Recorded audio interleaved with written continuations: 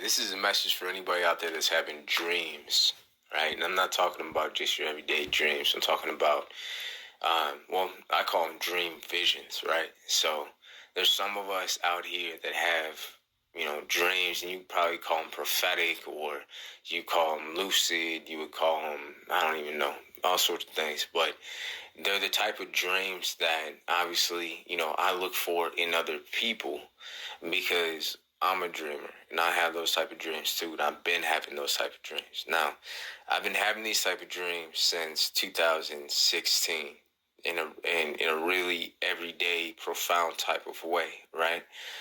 And not to say that every night is necessarily, some prophetic dream or something like that, but what I mean by that is there is an application to the work that's being done with the dreams that is on a continuous basis that then does become something profound. And that's what I'm here to talk about, because honestly, I've been out here and I've been wondering to myself for the longest time, is there anybody out here that is developing these gifts, right? So we got a lot of things that I've seen online. I'm at least going to speak to my experience, to where I've seen, people that are giving dream interpretations. I've seen, the dream symbol books and stuff like that. And that's all fine and well. And it makes sense to a certain extent. But where I'm coming from is something that's deeper than this. It's something that, that I want to get on here and see who else is having these type of experiences, right? So let me show you around real quick, because what you see right here, this art piece that you see behind you, this has to do with a dream, right? And so does this piece, right? These are dreams. These are things that I've encountered in that realm. These are experiences that I've had and cultivated over time, with knowing how to navigate these realms, right? So some of these things can be looked at as maps, doorways into these different dimensional planes of existence, into these realms. And this is what a lot of the ancient, practices were all about, was just how to navigate these spaces and these places. So I'm on here just real quick, just talking to anybody that's had these type of dreams that you can see here having to do with relating to this type of artwork. And I can definitely get into it as far as, what these dreams mean or where they come from and things like that.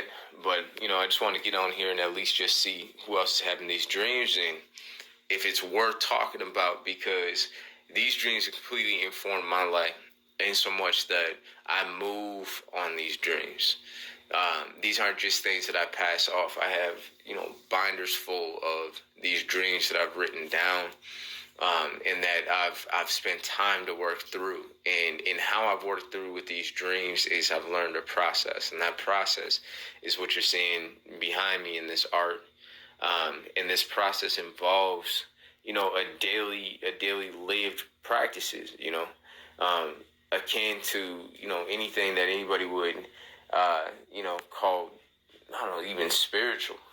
So, and it is spiritual to me, because definitely these dreams, that's the reason why you don't see people talking about that out here, in normal talk, is because, they've written it off as something that, the mind is just doing stuff at night that isn't that meaningful. But obviously that's not the case. The dreams are highly important, highly valued, especially to a lot of, Aboriginal, indigenous peoples. And with that, I was awoken to this ability in myself, really in a profound way, like I said, in 2016. So I've been following, where that's been leading me, and it's led me all over the world. I mean, I've been to Egypt, I've been to the jungle of Central America and spent time there in an initiatory process that lasted me about 22 months. I went out there with a backpack and a tent and really learned the art of dreaming. I mean, Carlos Castaneda and what he was talking about with the Yaqui Indian, Don Juan, and stuff like that. I mean, I can tell you guys stories. I can tell you stories on stories on stories of how I learned the Bumanzanas and how I've worked with, you know, the power plants as well. And this is all stuff that I can go down there seeking. This is stuff that, like I said, I was called down there and I had to go down there because I had a dream that told me to go down there. So again, that's another thing that we can get into at another time. But yeah, I guess I just started this video again just to talk about the dreams, just see who's out there and who's a powerful dreamer and who's out there trying and working to understand what those dreams mean. Because shit, if you're like me, then we got a lot to talk about, because we're supposed to bring these things together, you know, just like pieces of a puzzle. I'm supposed to put my pieces on the table, you're supposed to put your pieces on the table, and with that, you know, we're supposed to develop a picture. There are a lot of groups, a lot of dreaming groups, you know, or societies or clans or whatever, back in the day, to where, you know, the first thing you do in the morning is everybody shares their dreams for the night, because that's how the village, the tribe, the clan is informed as to the future.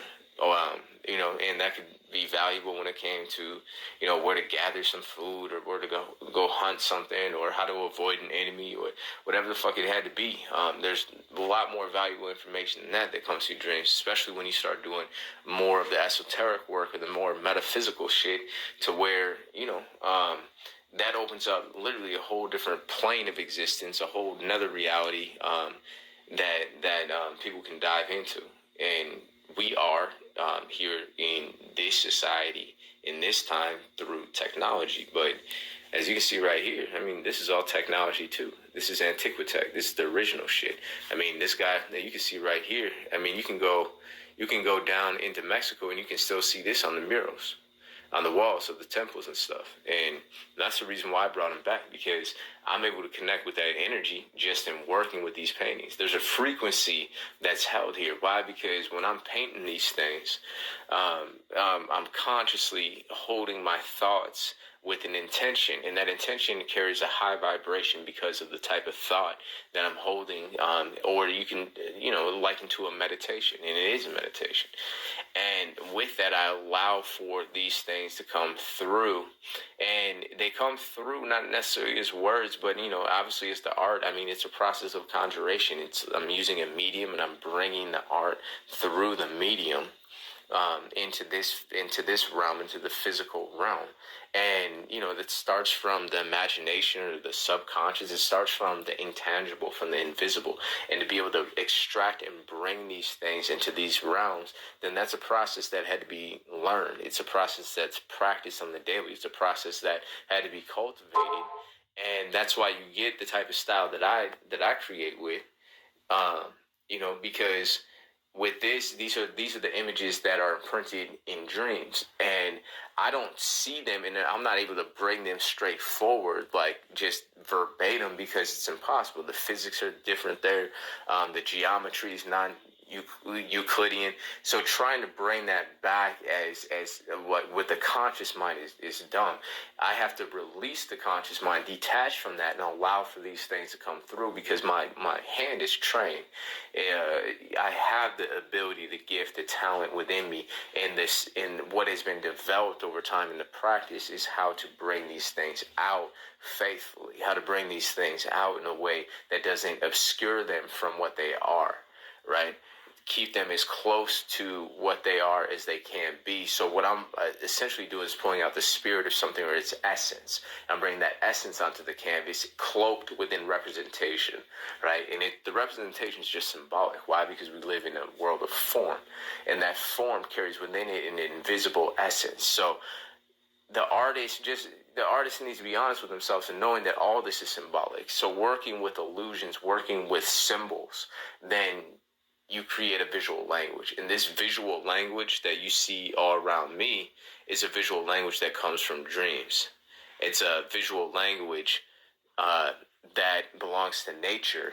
And it's a sign language, because like the Greeks said, it's, you know, signs point to either truth or falsehood. And signs are what are found in nature. And signs require an interpreter. So fuck your dream symbols. even though they are a little important, you know, in the grand scheme of things. But the more important thing is learning how to read signs.